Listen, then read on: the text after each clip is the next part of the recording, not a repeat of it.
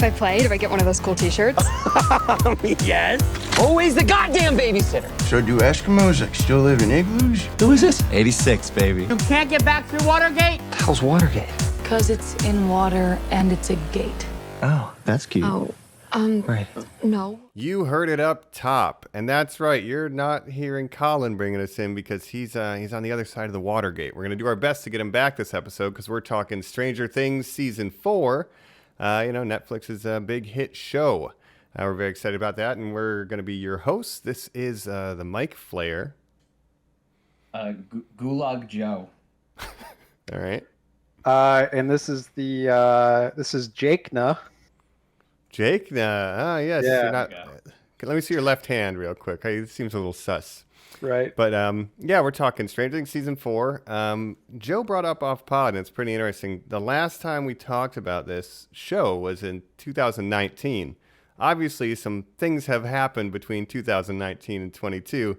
The world's kind of a different place, but it kind of affected the production of this too. But generally, how do you guys feel knowing the world we live in now compared to before, and how the innocence how the is it Russian gone? Stuff was supposed to hit. You know what I mean? Yeah. That was supposed to be the thing that was like, oh, this is super topical, not like the warning we ended up getting attached to it. Well, they had the Russians in season 3 too. That's what we're saying. But so now the context of which things have shifted in ways that maybe could not be expected. True, yeah. So it's kind of fascinating. But again, this without getting into it, we'll get to the review proper. It's going to be full spoilers on season 4. But a lot of delays with this. But we finally got it. Due to COVID and having to space out all the shooting. They started, they stopped, they started again. So finally we're here. But not only the production went through a lot, so did all of society. So. We're excited to see how Hawkins and Society was in the show deal this season 4. And I think we should just jump into it. I mean, we're running out of time anyway. Vecna's getting closer and closer every second. So let's just go through one of these Watergates, see what we can figure out in Stranger Things. We're back. We're in the Upside Down. We are going to be talking Stranger Things season 4. Like we said, full spoilers. So, if you haven't seen it or if you don't care, then, you've been warned. But before we do that, Jacob, can you bring us up to speed on kind of briefly the first 3 seasons leading into this first part, I guess, of season 4? Yeah. I mean, if you're like me and you forget everything that happened in previous seasons before you watch this season, it's good to have a little recap. But obviously, in season 1, you have the 4 original kids, Mike, Will, Dustin, and Lucas. And you have 11, who is the girl that from the facility with powers. So 11 breaks out. You have the Upside Down, obviously. The Demogorgon is sort of the big bad of that season. Mm-hmm. And in the end, you have 11 kind of saving the day. Then season 2, you kind of have more Upside Down, more Demogorgon. Will's still possessed by the Upside Down, right? And this is like Halloween, right? That one, season 2. Yeah, Halloween, wearing the Ghostbuster costumes. Oh, the Ghostbusters. That's right. Yeah. I think season 1 was Christmas. Season 2 was Halloween. Season 3 was July 4th, and now season 4 is spring break, I guess. Mm-hmm. Yeah. I didn't even realize that. Yeah, season 3. Then you have obviously the mall. The Soviets, the Russians, are working in a secret facility under the mall. It was built beneath the mall. Yeah. Yeah. Makes sense. They're trying to, make a portal to the Upside Down. Then you have the Mind Flayer and everything, and you have the giant meat monster of people that is, evolving. And you have Max's brother Billy as kind of the new vessel for the Mind Flayer or whatever. And then, 11 saves the day again, right? Yeah. And then that leads to season 4. And then she loses her powers at the end of season 3. Her and Will and Will's family, the Byers, they move away to California. And Hopper is transported through the portal to Russia, where he is now in a secret Russian prison. Right. So that's where we are, in the show. I think, culturally, it's important to, Stranger Things, season 1, everybody adored it. It was the big surprise smash hit. Season 2, the train was still rolling. Season 3, it became so cool to hate Stranger Things so fast. Like it came I out, liked and by the end of 4th of July weekend, it was no longer cool to be into Yeah, Stranger Things. I For remember some that reason. trend. Yeah, and then For me, it was like dormant. Yeah, for me it was like season 1 was really good. Season 2 was like more of the same, like they didn't really know how they wanted to follow it up. Season 3 I thought was better than season 2 because they were trying something different. And now season 4, I think the best season since season 1. And they're really trying something different, and I think it's working, right? It Yeah, is I mean, I funny think, though. Get it out there like right out of the gate. Like I felt like it was well worth the wait. I was super into the season overall. Yeah. I mean, Yeah. long episodes, long wait for the new season, but it was worth it. I think this season's been really good so far. What are your guys' like first impressions so far? Well, I do think it's funny, like Joe said, it was kind of trendy to be like, oh, season 3, Stranger Things has lost it. Then it's 2019. And then after this long wait, like everyone's so ready to like embrace it again. And it is, I think, of a higher quality, just objectively, season 4. And, I mean, season 2 had Chicago. So I was like, that's Right. already a little sus. Chicago X-Men. Yeah. That was like a backdoor pilot. But it's cool to see that not only are they like back and like firing on mostly all cylinders in my opinion, but it's also something different than the other seasons. So like it's treading new ground and like landing pretty much everything it's attempting in my opinion. Right. Well, I was saying this a little bit off pod, but I kind of feel like the show, it's become sort of an anthology, like a horror anthology, but it's starring the same characters, but different things are kind of happening. So season 3, they had the mall, and that was supposed to sort of represent like consumerism of the 80s and stuff as like the monster. And then I think that kind of tied into their big monster that they had in that season. And now this season they have Vecna, who's like haunting people with past trauma, and they're doing some like interesting things with that, right? Yeah, and it's different approach to the horror. They're like the boxcar kids of Yeah. No, I was watching nightmare scenarios. They reminded me of the Buffy gang now because they've seen it all now. They know exactly what to do. They're like little detectives, so they're going around with their Scooby gang, just figuring shit out that the police can't do. And they've seen so much like supernatural shit that they're not like really fazed by it. And they just really reminded me of the Scooby gang from Buffy. I mean, they even say that a handful of times to new fan favorite Eddie. They're like, hey, this used to be a lot easier when we had that girl with superpowers. Right, Who would just, yeah. Come in and save the day. I think what they've done now that I really love is it started and it was like, oh, it's just kind of like an homage to like Stephen King or like, Steven Spielberg, the two Stevens, maybe. 80s. Yeah, and it was just like set in the 80s. And then I feel like they got really like in their heads about like, okay, it's 80s, so everything will be like 80s tropes and stuff like that. I feel like in season 4 they were like, oh, but it's a horror show. Let's pull all the horror tropes in there and like things that like normally like logic leaps I wouldn't want to take, like a high school jock leading the town in a manhunt, like Evil Dies Tonight. It works for me in this context because it has that slasher energy to it. It's not, oh, these are just 80s tropes and that's fun. It's, oh, these are horror tropes and I love them all. Yes, like definitely. Fear Street energy. Totally. And he even has Sadie Sink, who is in Fear Street. I totally agree with you, Joe. I feel like Stranger Things to me has always felt like it's not set in the real 1980s. It's set in like a heightened version of the 1980s from 80s movies. The kind that's in the movies. Yeah, everything's a little more heightened. Like that's why the Soviets are portrayed so kind of over comically. the top, because that's how they were portrayed in 80s movies in America, right? And so it's kind of like they live in an 80s movie land where everything is a trope, but they are getting back into that horror tinge.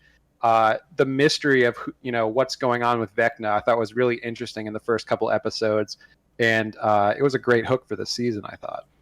The runtime didn't bother me once. Like that was the one thing about this season going into it is they said, we knew it was going to be these super-sized episodes. So we had most of the season up front, and the shortest runtime on any episode is 1 minute an hour and 6 minutes. That's like the shortest. Right. And then we're going to get 2 mega supersized episodes at the 4th of July weekend again, ironically. Oh, yes. Wow. The last episode of which is going to be 2 hours and 19 minutes. So like we had this knowledge that these are going to be these mega episodes, and I feel like everybody was a little apprehensive about that. I mean, like I was not really rooting for episodes of television that were 122 minutes, but No. man, I would have watched more. Like, Yeah. it did not bother me at all.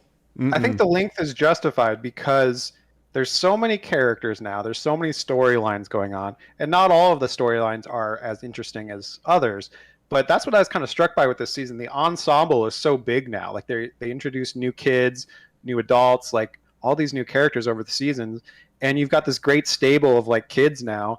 And of course, you need a lot of time with the different subplots. You've got Hopper in Russia. You've got Will and Mike and Jonathan driving around America or whatever they're doing. I think the best storyline to me, obviously, is the Hawkins stuff, right? That's kind of the main crux of this season. And then you have 11, obviously, doing her thing. But I wanted to talk about my take on the release, right? So I wanted to ask you guys, how did you watch this show? Because I did not binge it. I watched like one episode a night for like 7 nights because I know maybe some that you guys binged it, right? I did it over a weekend, so I did about 3 episodes a night. But that's because it was like, man, I was into it. Like I did not want to stop. When it was over, I was like really bummed. Yeah, I was bummed as well. Yeah, well, here's my take on the Netflix style of just dropping the whole season, or in this case, dropping 7 episodes and then dropping 2 more in a month. Right. I kind of don't like that. I kind of feel like this show would have had a bigger cultural impact, even this season would, if it was spaced out week to week, like Obi-Wan or something like that. Like, can you imagine if this season came out week to week with some of the cliffhangers that have been in this season? People would be talking about it more than Obi-Wan, I think. But because they released everything so quick, it's like you watch it in a weekend and it's done. And that's why I feel like it feels so fleeting. And it's like that every season, I think. I think that might be one of its biggest problems is the Netflix style. I think you're 1,000% right, Jacob. Because like it like I said, in 2019, like I remember watching the season and being like, oh man, I like this. I like Stranger Things. I went to like the fucking ice cream pop up. Like I was oh wow, yeah. Like, I was 1,000% in. And then, like, by the Tuesday we went back to work after the 4th of July weekend, it was like, by the way, Stranger Things is the lamest thing that's ever happened. Nobody ever liked it. I was like, oh. Well, I kind of felt, it's just derivative. Yeah, season 3, when I was watching it, I did enjoy it. But then it's kind of like out of sight, out of mind. As soon as I was done watching it in a weekend, I kind of forgot about it. And I just feel like Netflix does this a lot with their shows. And, HBO, they space them out. Disney, obviously, with Obi-Wan, like, people want to have it. Like, you want to have that water cooler show that you can talk about with your friends that you've been watching week to week. And it just feels like it's a missed opportunity. And they kind of did that with releasing 2 in a month. There's kind of a month where you can be like, oh, man, what's going to happen? But it's just like, why not just release it weekly? Yeah. And I mean, Netflix, I'm the person who I did end up binging this. I watched the first episode. That's and totally I was fine. like, I have nothing against binging either. No, I'm just trying to make the argument. I'm agreeing with you in a roundabout way. It's, I watched the first episode and I'm like, I'm watching all of these. I happened to order a extra large pizza from Domino's and they had the mind ordering. I didn't use the mind ordering, but I just happened to go to the corporate tie-in. And you were talking about how like this fake version of the 80s, it's like, yeah, when they have, Coca-Cola and Domino's, it's like that's what they had in E.T. So that was our fake version of the 80s that right became real. So we're seeing that back. But I watched the whole thing eating that pizza in one go, like 8-9 hours straight, right? And then I loved it. But again, as soon as it was over, I told Joe before the pod, like, I'm looking at this as a whole thing, not episode 1, 2, 3, 4, 5, because I only experienced it in one chunk, and it does kind of get away from you when you watch it that way. I agree with you 100%. Yeah. And that's kind of how I watched season 3. I remember binging that season and enjoying it while it was on. But this time, I spaced them out a little bit. I'd watch one a night. It only came out a week ago. I had to finish the season by today so we could talk about it. So I was even going to space it out more and just take it in as I could. But I really think it worked better that way because this show does, like, every episode of this season is like a cliffhanger or like some kind of big moment, right? And you have episode 4, the big Max moment, right? That's imagine if you had a week to kind of like sit on that for a week, and just like let it soak in. Like I think it would be so much more impactful. Some of the other plot points too, like did Elle or massacre or not, and we're just getting the answers right away. Like you don't have to wait for you just get your egos and you get to eat them. Yeah, and of course you have the biggest kind of cliffhanger reveal at the end of season episode 7, and now we wait a month to see the conclusion of this season, right? Yeah, but you could have had a weekly conversation, as you're saying, that people will have about Obi-Wan, or you'll get the review cycle of Strange New Worlds every week. Like Stranger Things, you'll get one weekend of everybody who watched it in one go, and then radio silence. And I kind of feel like Netflix decided years ago, like, oh, the weekly model is dead. We're going to drop everything all at once all the time. And I think it works for some projects, like The Witcher, sure. But like, I don't know, for Stranger Things, I think it would have a bigger cultural impact if it was a weekly release. That's my take. And you would think too, like that they would have like learned that lesson, because remember how smart it was last year and how excited we were, where it was like Fear Street was one movie, a week for a month. And it was like, oh, that was like every Friday I had something to look forward to. Like you think they would have learned at least they sort of kind of element with it. Yeah, and it seems like they half wanted to do that with the final 2 episodes coming out in a month. But then why release 7 at a time? Like, why not release like 2 a week or something like that? Like, release the first 2 episodes, get us hooked, release next 2, something like that. I don't know. It's just weird strategy to me. A counterpoint, if we didn't wait 3 years, I could see them maybe experimenting with that. But yeah, that's true. If we had to wait, there'd be dudes like making podcasts like we are right now, but being like, the first 3 seasons I didn't have to wait at all. I could just watch it all in one go. And, you know what I mean? So, I got to watch 10 other shows this week. I'd like to watch it all in one go. They would have had something to say. But, Netflix also kind of created... they created the streaming model and like the binging thing. That's a Netflix thing, Right. But now that people have more variety in streaming services, I think your average at-home viewer, kind of also can get into a weekly release show. And maybe there's a reason their numbers are slipping, right? But yeah, and we keep talking about how much good shows they're on right now with like Obi-Wan, Strange New Worlds. A lot of competition. The Boys just came back. The Orville just came back. What The Boys does, where it was we got the first 3 episodes of the season out front, and now you have to wait week to week. Obi was a double. I binged those. I watched those in one night, And I think that would have made perfect sense, actually, for Stranger Things to have 3 episodes. The 3rd episode ends with Max realizing she's next on Vecna's, list. That would have been a great cliffhanger. And then you have to wait. Yeah. Yeah. Yeah, I think that's a good point. But so besides the discussion of is the streaming model for it appropriate, let's jump into the content of it for sure. Yes. So we're going to talk right after this, the Vecna of it all. Let's get into Dark Wizards and that. Tick-tock. Keep running up that hill. Dong. That's the clock. Yeah, I mean, it does, unfortunately, feel like that's going to be the show's legacy is, everyone liked it for 2 weekends of the summer, and Kate Bush trended on TikTok for 6 months. I feel like that's going to be the takeaway. Yeah, that's... The Gen Z found out about Kate Bush. Well, that song made it into the top, 10 music videos on YouTube at some point, too. We are right now, because we're back, baby. We just talked about it. We can elaborate. Yeah. Love her. Kate Bush. Don't want to be a hipster about it, but I've been a big Kate Bush fan for a long time, and now all the fucking kids are going to find out about her, and so maybe I am a little bit of a hipster about it, but maybe it's about time, the kids need to learn about Kate Bush. It's a good way to find, however you find good music is valid. I'm not, not saying that at all. But, I found it first, yeah. Yeah, I was there. It's just important that you know that I found it. That point needs to be made on air. It's great that a bigger audience is discovering her, and great that she's getting some play. It's great. And the song is a banger. The first time I heard that song, it wasn't Kate Bush. It was a cover, and it was in a 2010 WrestleMania promo for Shawn Michaels versus The Undertaker. Wow. Wow. They're like WrestleMania 25 or something, right? Big retirement. It was like a sad boy cover of Running Up That Hill, and it was two geriatric wrestlers having a super kick party. Right. Incredible. Well, Normies, if you like Running Up the Hill, check out some other Kate Bush songs. That's not her only good song. And she's a very great musician. Wuthering Heights. Yeah, check it out. Cool. But let me ask you this, guys. Yeah. Let's get into Vecna. What did you think of Vecna and the reveal of Vecna? We're going to get a little bit into spoilers, right? Yeah.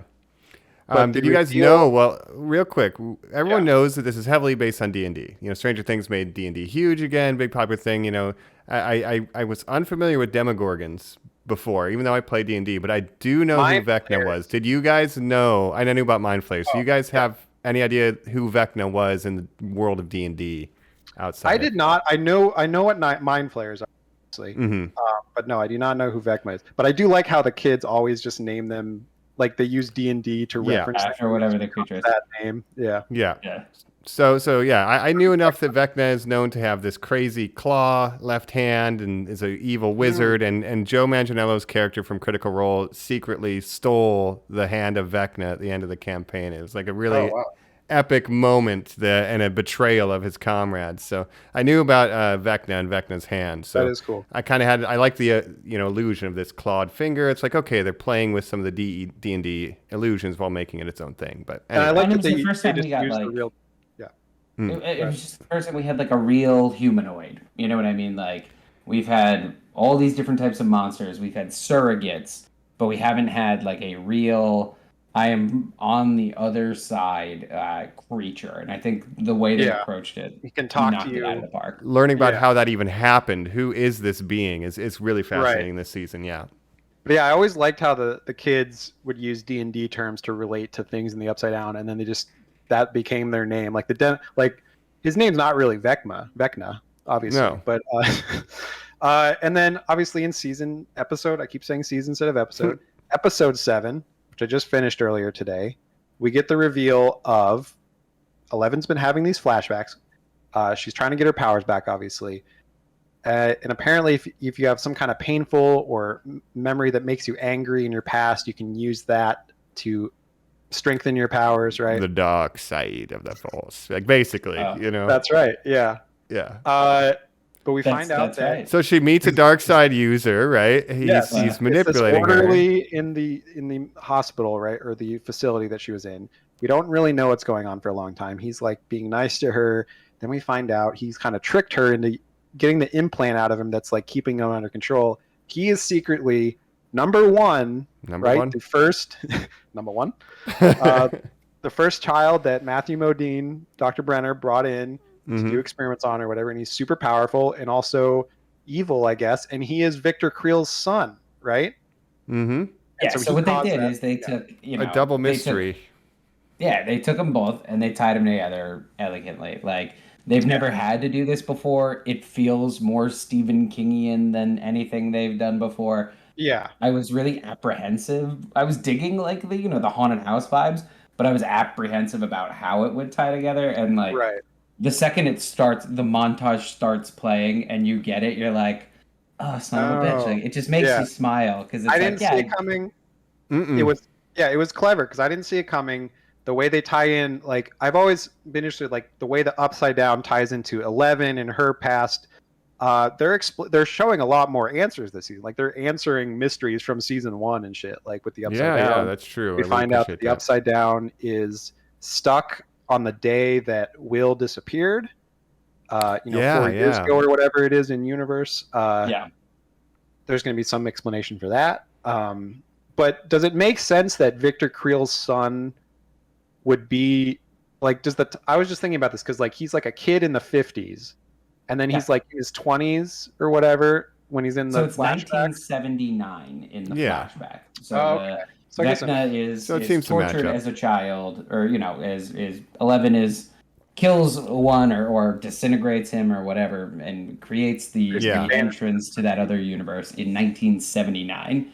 So if he was a child in the 50s, he'd be in his early 20s, mid 20s, right around. I guess then. that in 79, yeah. And I'm pretty so sure we that was a find banish spell cast at 7th level, but she banishes him into the Upside Down. right. Maybe creating the Upside Down. It's not super clear, but At least opening the portal to it, yeah. The first. Apparently, See, that's where it gets a little like fumbly for me. Like, I don't know. I that's I guess ultimately sure they're like, gonna where answer you hope more. it's going, but and we know there's going to be a season 5. It's going to be the last season. So we're But going to we get still more have the end of this season too. So at the end of the show, we'll do some predictions, I guess. I think there'll be some, definitely some answers in the finales. But we have more hill to run up, is what we're saying. Like they have time to explain this stuff. Yeah. But my other question about the flashbacks, and I like the flashback stuff well enough. The other thing that I was wondering about is the Chicago X-Men. How do they tie in? They didn't show her sister 8, right, from season 2. That's you see her in the one flashback with her mom, which was previously shot footage, but she's not in the new flashbacks where you see all the kids. Right. So the only thing I could think is that she was gone before then. Yeah. Because, 1 was obviously like, oh, you can't let that guy go. Like, he's like inhibitor chip the whole 9 yards. The other kids that she has, that 11 has conflicts with, are 9 and 10. So, like, technically, I guess you don't need to have seen 8. 2 was like the main antagonist, we thought. Oh, no, it was 2, not 8. It was like 2 or 9. I know for sure it was 2, and then maybe it could be like 5, 9, 10. I don't remember. It's just weird that 8's not there. Maybe they couldn't get the actress, or it would be too difficult to tie that in or something. But that's okay. Or no one liked the Chicago X-Men. It is a plot hole, but who knows? It is. It kind of feels like they just forgot about that, or they're. But I do. Let's let people forget about that. But. I guess let's finish up. Let's look at Elle's storyline, because the point is, she lost her powers. She has some anger issues. She ends up going back to Dr. Brenner to get her powers back reluctantly, but then she has to relive these traumatic memories, and they set it up like, oh, you potentially killed all of your fellow psychic children buddies, That's only to finally reveal that no, she actually, banished or killed Vecna, number 1. Yeah, so I thought that was good, and she's kind of on her own, for a lot of this. She's with Mike and Will at the very beginning, but then she's just regaining her powers, and that's kind of her function of this show. And second half of the season, now she seems to be ready to rock. You see her in California getting bullied at her new school. There's a Carrie.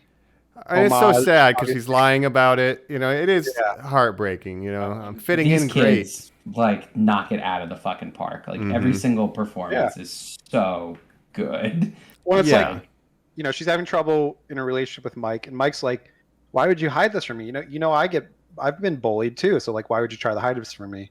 Mm-hmm. I think it's really good stuff, and she feels powerless because she's literally lost her powers, and now she used to be special, and now she's just kind of a freak, and she's not special in a good way. She's just an outsider. Yeah, and she's having a hard time adjusting. She hits something with a skate, and so she has to go back to the government.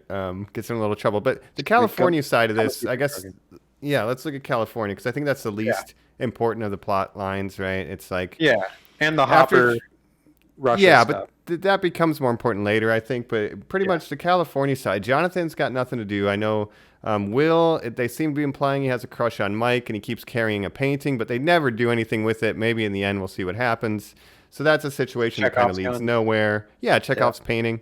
Jonathan's doing nothing. Argyle's very entertaining, but really they're not doing much this season. And Mike is invisible to me, except for why aren't we best friends, Will? That's Mike the whole point. Is a character. So they're a little weak in this, is all I'm saying. Yeah, California. It's interesting because, I think this show has become such an ensemble that so many of the supporting characters have become almost more important than what used to be the main characters, which is Mike and 11.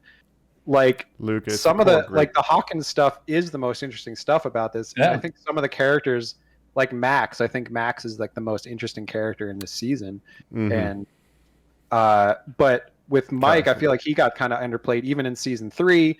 He's kind of written he's kind of a little asshat for a lot of it, right? He's going through puberty, and then even in the beginning of this season, he's kind of jerk. He's a jerk to Will. He's a jerk to 11, and then he kind of realizes that a couple episodes in, he has a little talk with Will, and they, it seems like they're getting along better. But so I'm glad, because it just seems like they don't really know what to do with Mike right now. So he's kind of shunted off to the side. He's not even in the main Hawkins group. Yeah, and I feel the same way about Jonathan. But what are your thoughts, Joe? Same thing. Jonathan's literally he's burnt out. That's his thing this season. He's California stoner now. Yeah, and it kind of feels a little wasted. I feel like this season is the opposite of the reaction we had to some other previous seasons when they introduced new characters. I feel like some of the other teenager characters they always try to bring in aren't as well received. And then this season you have Argyle for some people, who I'm sure is his new favorite, and then Eddie, who is everybody's new favorite. Yeah. I mean, I wore my 3/4 sleeve baseball tee and my denim vest Club, just for Eddie. Yeah, Hellfire Club. I love Eddie Munson. No, Eddie's great. and he's different. Like when they first introduced him, I'm like, I'm not super into this guy. But he's less one-dimensional than at first you think, so he's kind of more a complex character. And I think that he has some preconceived notions about certain people, like Steve, where Steve was the preppy, popular kid in school, and then he gets to know Steve more. He's like, oh, you're not like such a bad guy. And that was Steve's whole arc, is that he was like the bully villain in season 1, and now he's become, a good guy. Even with Chrissy, you see like, oh, the head cheerleader, what's she got to deal with Eddie Munson for? And then you see like in another world where the 80s social, right, breakfast club caste system wasn't in place. Like they could have probably been really good friends, Eddie and Chrissy. Yeah. And it's a short. I wish she kind of was in the show more, because just from those first couple scenes, I was like, I like this Chrissy dynamic, and then unfortunately, she's the first victim. But Eddie's got some good stuff, and with the Satanic Panic thing, he's the leader of the Hellfire Club. He's the D&D guy. He's the outcast. So when things start happening, and to see the way that gets rolled into Evil Dies Tonight, and Eddie's kind of on the run, it's a cool way to bring him into the story reluctantly. He doesn't want to be there, but it's part of it now. Yeah. And you know what? I was reading about the inspiration for him, which was the West Memphis 3, Damien Eccles and the West Memphis 3, which were 3 D&D playing teens who were falsely accused of killing, 2 kids. And that was a big thing. You guys know about this? No, West I've never Memphis heard 3. about that case. There's been documentaries made on it and stuff. Right. Yeah. So this is a real thing. The Satanic Panic was obviously a big thing in the 80s and 90s even. And D&D was sort of seen as a scapegoat for like, oh, you're communing with the devil and stuff. And so they thought, oh, they sacrificed these kids for like a ritualistic sacrifice. But it turns out they were falsely accused. So based on real stuff. Yeah. Yeah, and I'm sure there was a lot of people fired up in the town, mob mentality sort of thing, potentially. Totally. We see that going on here. I guess let's look at the other side of that character. I mean, I don't like the actions of the character, but I like the portrayal. We're talking about the basketball captain, kind of Chrissy's boyfriend. He's the one who does Tommy up the town, let's say. Yes. Yeah. And I like the position that Lucas is in at the beginning of the season, where he's trying to... He's on the basketball team. He's trying to fit in with the basketball kids, but he also is still friends with his friends. He's trying to live in both worlds, and then he gets roped in this whole thing where they're looking for Eddie. He's like, shit. And you think, oh, is he gonna betray his friends? And but he doesn't. It's all a ploy, and he kind of tricks them. So Lucas, good job. Yeah, and I like. I guess that's the one criticism I would give this show is everybody does everything I'd want them to do, and I enjoy every minute of it. And I guess yeah, there's no bad people in the main group of kids. They're all good people, right? Yeah, everybody has such a great moment in this show. It's amazing how they balance it. Yeah, that's why I think what's so strong about this now is the ensemble and some of the characters that when they first introduced I wasn't super into. They've really grown on me, like Max. Robin in season 3 was a great addition. I thought she was good in season 3 too, but she's good here, and she just fits into the core cast really well, I think.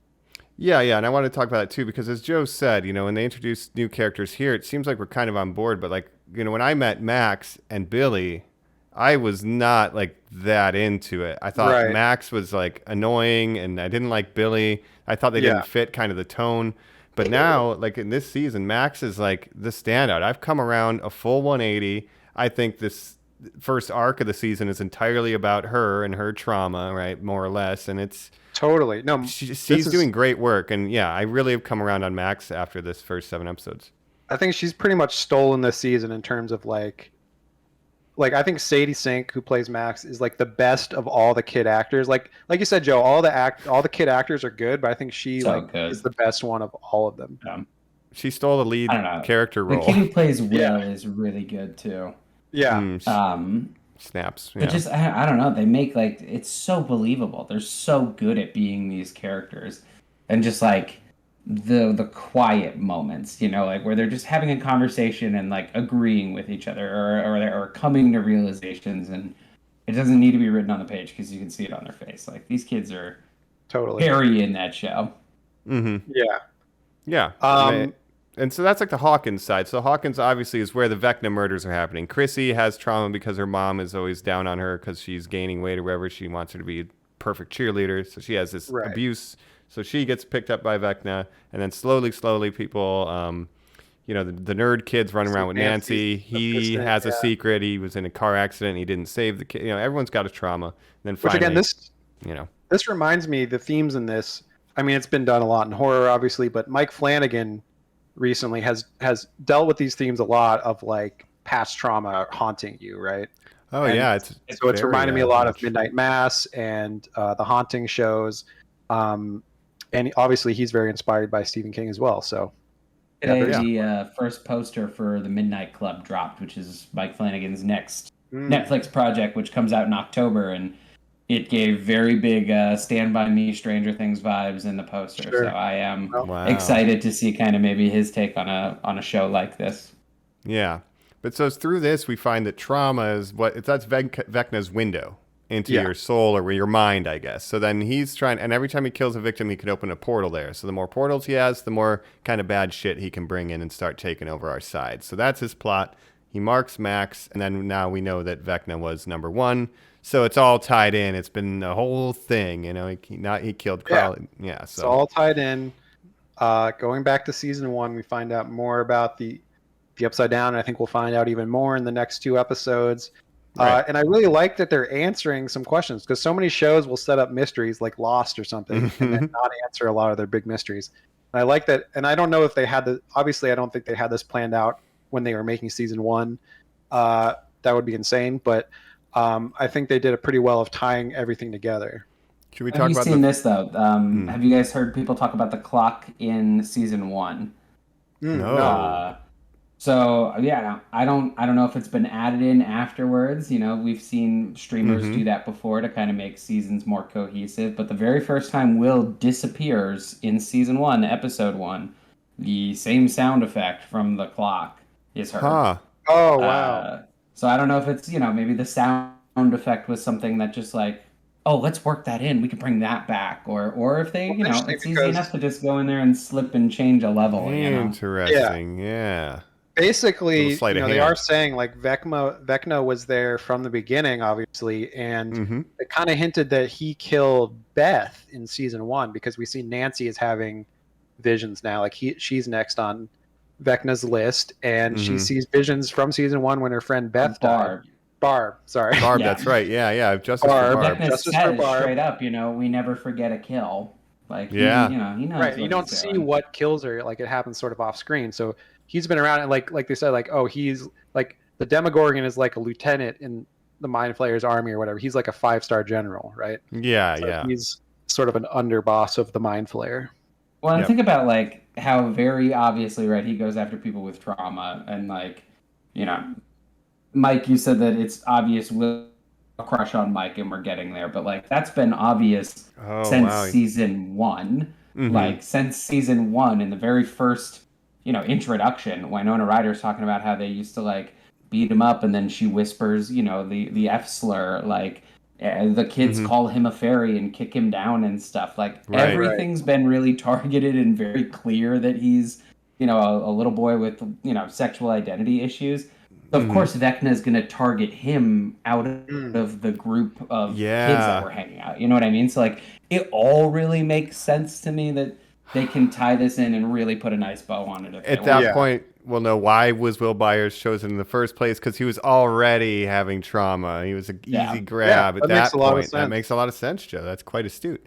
Do we want to talk about the other kind of plot line that comes up here, which is the Hopper is alive, because we don't know it? Let's talk about the Russia thing, and then we can kind of predict where this thing's going to go on the wrap-up. But we have Hopper. He's alive in Russia. We all knew it because he was the Red Guardian. They turned him into the Red Guardian.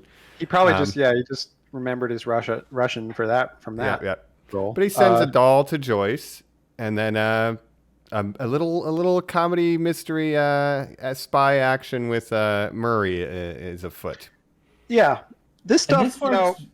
This works better for me than the California stuff. Like I would put Hawkins, Russia, California. It's more entertaining, I think. Like Mike and Will and Jonathan and Argyle, they're just biding time, I think, until the finale when they're going to meet up. Well, now they're finally driving to the same location as the finale, where 11 is. Yeah. The Russia stuff and the stuff with Winona Ryder and Murray, I thought it was very entertaining. And maybe there's too much of it, and like maybe if you were looking to cut stuff, like you could have cut it down to maybe get the episodes to like an hour or something. But I'm not against the length that it is. I thought it was entertaining enough. I mean, obviously the depiction of Soviet Union, it's over the top, but it's I think done that way kind of purposely because it's following the sort of propaganda of the 80s, the Cold War, height of the Cold War. Yeah, I mean, that's in the 80s, like, fucking Red Dawn was a movie we made that people adored. You know what I mean? Like, it makes sense, like, given the context, the cultural context. And where they left off with Starcourt, too. They have, like, a secret mall base. Ivan Dragunov. Yeah, it's exactly that. But I do think with at least the Joyce and Murray stuff, sometimes for me, it was like, there's like a little too much slapstick comedy here for like the seriousness of their mission. Like I liked Murray actually using his black belt, but after like the second or third time, you're like, we should be taking this a lot more seriously, like because you'll get thrown into gulag. It's all kind of unbelievable if you think about it, but it's all set in this heightened reality. Theirs is like the most comedy than even Hawkins stuff. I think. Like think about it. They get kidnapped by this Russian guy. They're on a plane. They hijack the plane, basically crash the plane. None of them in the wilderness of Russia, injured. Yeah, they just happen to be right outside the town they need to be by, and then they go and they save Hopper. They do the Chewbacca thing. They just, we're gonna put shackles on you. We're gonna walk right into prison. No problem. But to me, the coolest thing about this plotline was probably I really liked Hopper in the prison. Hopper in the prison. Mm-hmm. Yeah, his scenes with the guard, Jaqen H'ghar from Game of Thrones, if you don't know. The faceless man or whatever. Faceless man. I really like that actor in this role too. Like he's very charismatic, and I thought they had great scenes together. And when Hopper has that monologue where he's talking about being in Vietnam and like mixing the things of Agent Orange and everything, that was incredible. That's what he thinks he lost his daughter. Was that it's like, it's crazy. Like the birth defects and shit, and then like him kind of basically coming to the conclusion that anyone he loves in his life he just hurts, so like he's like a curse to other people. Like that's some dark shit. And that whole monologue he gives drunken about the we're not here to fight it, we're just here to feed it, and it's like that's an amazing scene.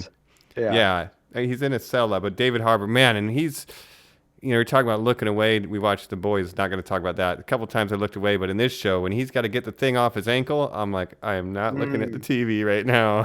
He does some crazy stuff, Hopper, man. I give you credit. Think about this too. Since season 3, he has been Hellboy and the Red Guardian, and now we're in season 4. Like that. Those were the roles that he booked and filmed and were done.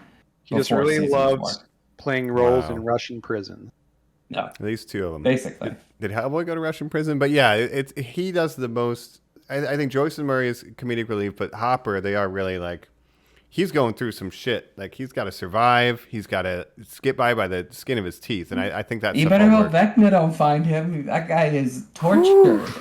Okay. Yeah, that's what's crazy about Vecna is the army can come quite easily. I mean, he could go after the high school basketball guy because I liked when Basketball Man. He actually just thinks his girlfriend got killed, and he actually loved her. Like it's not like, oh, I just want to like frick her. He actually felt like a loss. He walked into the woods and like cried out like a raw emotion. Like he's not bullshitting. And I don't confused. I don't really blame people for thinking it was Eddie Munson because if you don't know about, what are you going to believe? It's the underground, the upside down. He's the most obvious suspect. And so, of course, his trailer. Yeah. I mean, it's like anybody else who doesn't know about the Upside Down, like, it's got to be him. Yeah, duh, So, I wonder how they're going to, I wonder how he's going to get away with not being wanted for murder at the end of this, like how they're going to explain that to the police and everything. But who said he will, man? Who said he will? Ooh, let's go, Eddie. I really want him to survive. But, you know what? Maybe that's a good time. Do we want to transition to we'll go to predictions for where we think we're going to go and then final thoughts? I think we've kind of covered the gist of Stranger Things season 4. We'll catch you. We're going to come up through the bedroom, get the mattress down there. We're going to climb up and flip back down. It looks like fun. Hopefully Vecna doesn't grab us. Nice. We'll catch you in a minute. We're back. My back. That mattress isn't as thick as it seemed like from above, I guess. We're here talking our kind of predictions for the second half of Stranger Things season 4, and then maybe where season 5 will be going. So I mean, Joe, we have 2 more big episodes. You had a really good theory about the will and the clock and tie-in. But where do you think it's going to go? Just any of your theories for the rest of the season? I don't know where we're gonna go for the last 2 episodes here. I mean, like, the whole party's got to get together at the end of the penultimate, right? Like, Yeah. everyone's got to be together at least for getting into the finale, I would hope. And That's I would kinda assume how- we're gonna lose somebody. Mm-hmm. Yeah, could be a big death. Could be Hopper. Do you think, one of the kids will die? I don't know. It's possible. I think I mean, anybody's we on the killed a ton of table. these teens and kids, so I think anything Yeah, but is all- on the table. Side characters mainly. No one from the main ensemble. Kids as we know it now. Maybe Steve dies. They're building up Steve a lot as like this great guy in this season, and they're doing really this whole trying thing to with ship him and Nancy. Nancy. Yeah. It's like, oh, Jonathan's in a different state. Who cares? What about Steve and Nancy? But And at this point, like, I'll be honest, I mean, like, if Eddie or Argyle died, I would consider them, like, part of the main ensemble, even though we just met them, Yeah, I mean, Eddie's been through the Upside Down at this point. I consider Eddie one of them. I think thematically, I don't think they should kill Eddie. I think the most sense, if you're going to kill a big character, I think it would be Steve would be a good option. I don't know. It'd be hard to kill any of these characters for me. Like, I would be very emotional. I do think, here's my wild pitch. I do think Eddie will go to jail. I do think that he is going to get blamed for it, and he is going to go to jail. Yeah. And remember, How are you going to explain that, please? Remember, it's the summer of 1986 right now. The current year is 2022. No one said we have to stay with, like, where we are right this second. You know what I mean? Like, we've now seen Victor in jail for many, many a year for something that he didn't do, but, like, it's just been blamed on him. So I wouldn't be surprised to see, like, oh, season 5, Eddie's actually in jail, and, like, they just visit him sometimes or something like that. The season of the Witch-It. Now you just jump whenever. Just Stranger Things, the anthologies. Let's have a loose thread. I think with Eddie, if he doesn't end up in jail, he might end up just on maybe, 11's been on the run before. Maybe he'll go live with the Byers in California or something. The way I look at it, I mean, I think anybody's on the table, anybody and everybody, because even the main kids, they're all getting older. They all want to do different things with their careers. Like, who knows what they got in the pipeline, whether they want to come back after 4 or 5, at any time. I think they're all on the table for Ghostbusters they have 2. said, Who knows? Yeah, they have said, the Duffer Brothers have said season 5 is the last season. So they must have some idea how they want to wrap everything up. I was reading a little bit about the making of this season, and they said this season is our Game of Thrones season. I think what they meant by that is, like, there's a lot of mythology tying together, a lot of kind of questions being answered, or like the Upside Down, and a lot of travel taking a long time. Yeah. Yeah. Right. Realistic travel. Very D&D, by the way. Classic D&D. Travel takes a long time in game.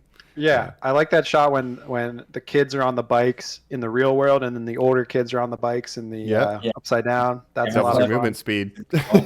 Yeah, that's great.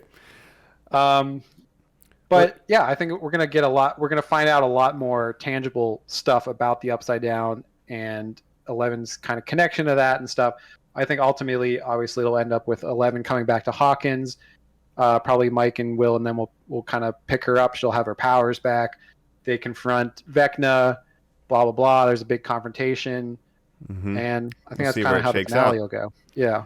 I do want to touch on, because I haven't even seen this notice in other reviews, but people are talking about how Vecna, he likes spiders, and he would always collect spiders. And obviously the Mind Flayer looks like a big-ass spider in this show. So it's kind of appropriate that he's like, heck yeah, I will work for the evil spider, The like, spider. Right. Yeah. Also, that's one thing that, like, I guess bothered me. The Mind Flayer's still out there. There's a point where Steve, like, reaches into, like, the floorboards and pulls out a jar of Black Widows, and it's just like, nothing weird about that, and then just, like, goes about his business. Like, that's not a normal thing to find in the spooky haunted house. No. In my Maybe that's opinion. just they've seen so much spooky, horrible shit. And they're like, he's whatever. yeah. And I like how in the visions in the beginning, you see, like, they have visions of spiders. You see the clock, obviously, you see that rose stained glass on the front door. All of it ties back into the house. Just some really cool visuals.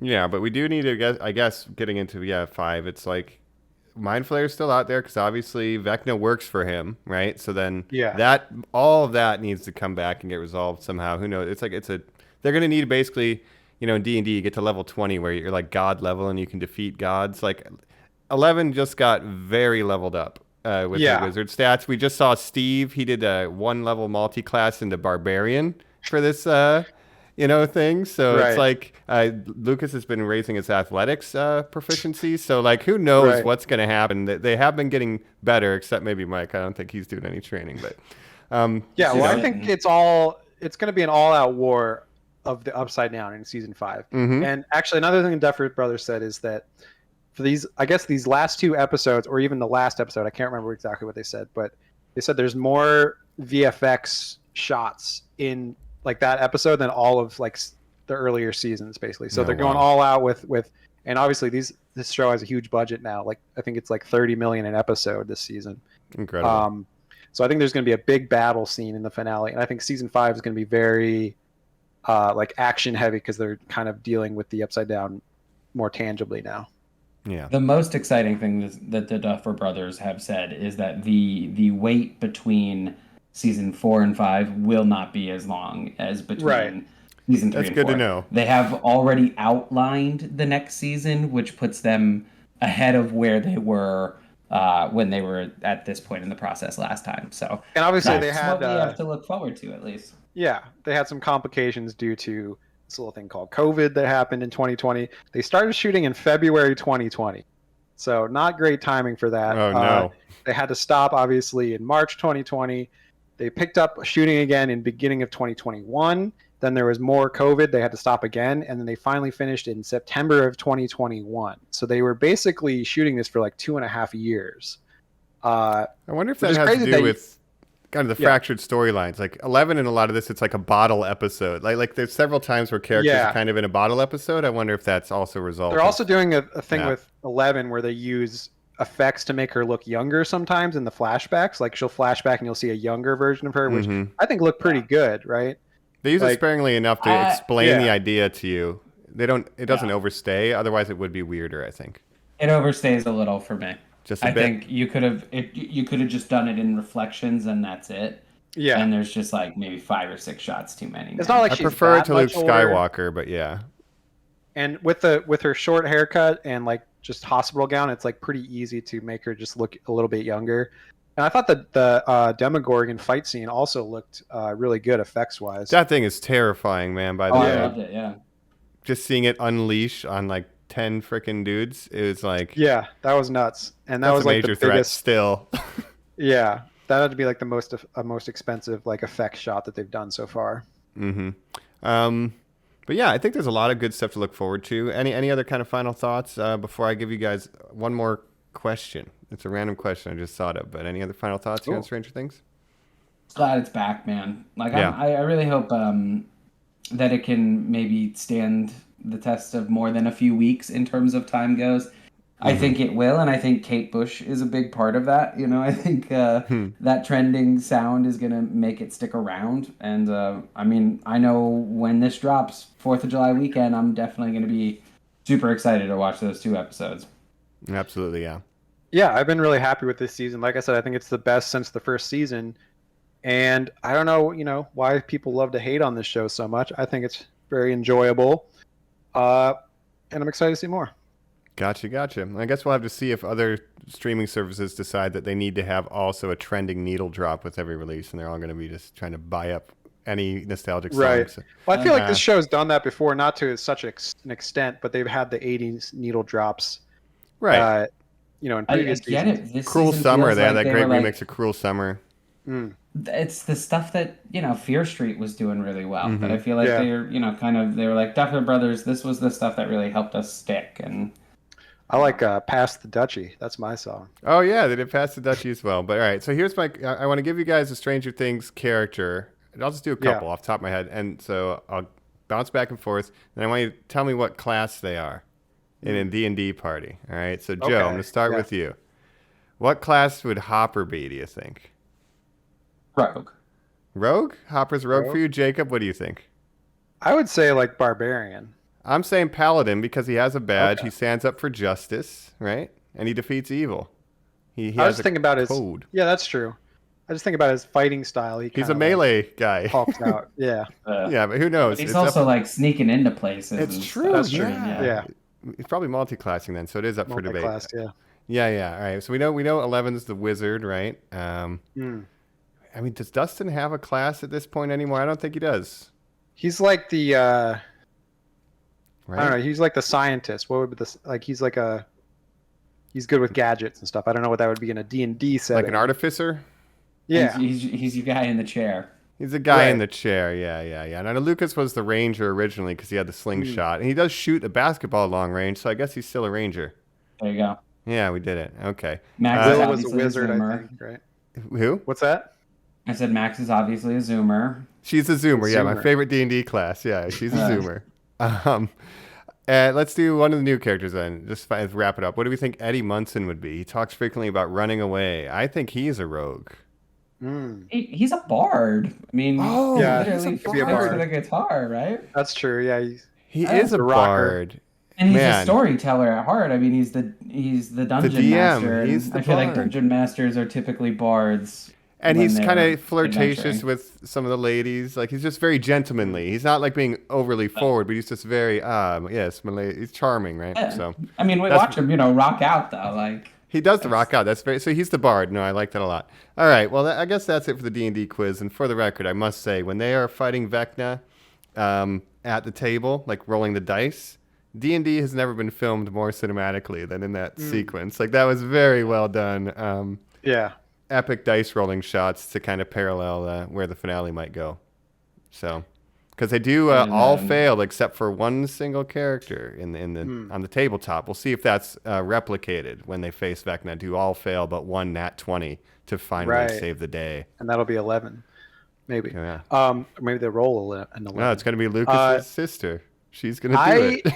I just want to say I identify with Lucas in the beginning of the season because I too like him. Like basketball and D&D, and I think it's perfectly valid to like those both. two things are incompatible. And popular. No, I'm just saying, like, winning basket. I feel bad for him because the D&D people kind of look down on the sports people. Like, not only do the popular kids look down on the freaks and geeks, the freaks and geeks look down on the popular kids because they see him as like conformists. They don't want to be like that. Like Eddie Munson, incredibly lonely to be a teenager, and yeah, that very well. Yes. They do. And that's not just something that happened in the 80s. It's something that happened when I was in high school. It's probably still happening today. It doesn't happen only in Illinois. It happens in California. You know what I mean? In Ohio. Yeah. Can't escape it. Yeah. Even in the gulags. Perfectly valid to like both. Yeah, there's bullying in the gulags too. No. Everyone's got a click. Yeah. But yeah, Stranger Things 4. Good show. Really, I think they came out swinging. I like that they bring up little things for Steve about being the babysitter, and he always picks up something to swing around. It's he's always grabbing whatever's close by. Yeah. They kind of lean into some of that. So I think I also really fun. like Steve's arc this season, which is basically him wanting to like find a girlfriend, but obviously Robin would be. Well, it's like him and Robin. Perfect for him if she was wasn't gay, but it just they're great platonic friends. And then Nancy, he is obviously a connection with her, but has a boyfriend, so it's like he's never finding the right person for him, and I hope he does. Justice and for Robin Steve. too. They have that whole Steve finds love. They're in parallel. Yeah. I mean, Robin better kiss a girl by the end of it, and we better get some the girl from Band understanding on what Will's sexuality is, or at least acknowledgement. I think they've kind of kept it ambiguous because you could also read his troubles with Mike in the beginning as just like, oh, my friends aren't into his like hanging out with the boys as much as they used to because they have girlfriends. That could also be him not understanding his own emotions. Will's been working on this painting for someone he has a crush on. He brings the painting to the airport, dog. I don't think they were going to school afterwards. Like, I didn't hear him say about. I didn't hear that. 11 says that in her little letter. I think he likes somebody. Yeah. But so we'll see where that goes. I'm sure it'll pay off one way or another. If they continue writing as strongly as they have been. But hey, good job, Duffer Brothers. You came back 3 years later. I think they They'll took call it a comeback. criticisms Golden of Nat 20. season 2 and 3 and kind of took them to heart and made a better season. So good job. Yeah, they definitely did roll that nat 20. So thanks, Normies, for coming along with us for Stranger Things season 4. So we're gonna hop on our bicycles and cruise Gotta on go out rescue here. Colin from Yeah, the I Upside know. Down. He's trapped there. I'm gonna go through the His water gate or bones the have all trailer been gate. broken. Oh no. Yeah. We're gonna play his it's not good. favorite song. What's his favorite song? What would get him out of there? We need to figure this out real quick. That's a good question. The I hope it's not Running Up That Hill by Kate Bush. it's the Star Trek: The Next Generation theme song. Yeah, Blast it. But okay, so thank you, Normies, again for listening or watching on YouTube. Again, check us out, Normies_like_us. Check out the YouTube. Jacob's doing the videos. And you tell us what you thought of Stranger Things Season 2, what your favorite character is, and what class you think the characters would be in D&D. How about that? That's fun. Otherwise, thanks for riding with us. This has been the Mike Flayer. Gulag Joe. Black This belt. is Jakena, the Dark Wizard. Yes, look out for the claw. Have a good one, everybody. Bye. A claw. Claw. Keep running uphill.